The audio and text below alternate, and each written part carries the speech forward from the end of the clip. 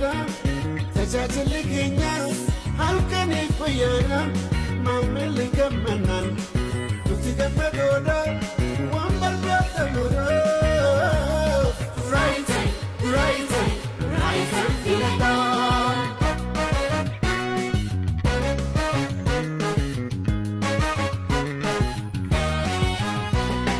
Manni sirriidha farda kunuunsiisa farda kunuunsiisa manni teessuma immoo galma bal'inniisa qulqullummaa naannoo hawwataa qilleensa gammachuu qalbiitii jireenya gaddisaa. Yemmuu qofa immoo viillaanis ni jira viillaanis ni jira kan ganama baate teessu barra dura abaaboo bareedu keessa muudhaa soora abuutii gammadaa shikoolii ni biraa.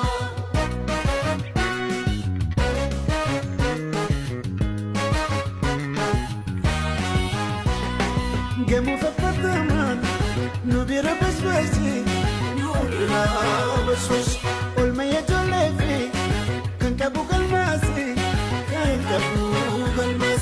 iddoo bishaan laaka qaba ispoortiisi nafsiini anjeessaa waa'ee lafattiisi.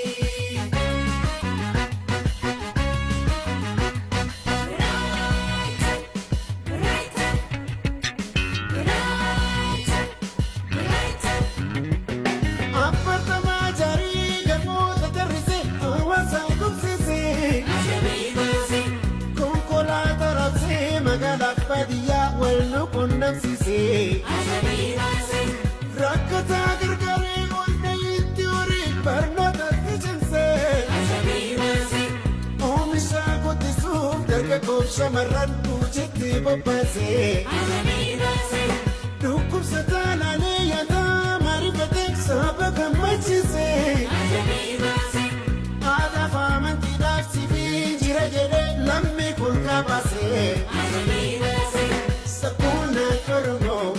Yaadataan nasabaa kagaara mul'ataa leenji biyya biyyaa ajabii baasee leenji Oromiyaa ajabii baasee sabboonaan Oromoo yaadataan nasabaa kagaara mul'ataa leenji Oromiyaa ajabii baasee leenji Itoophiyaa ajabii baasee.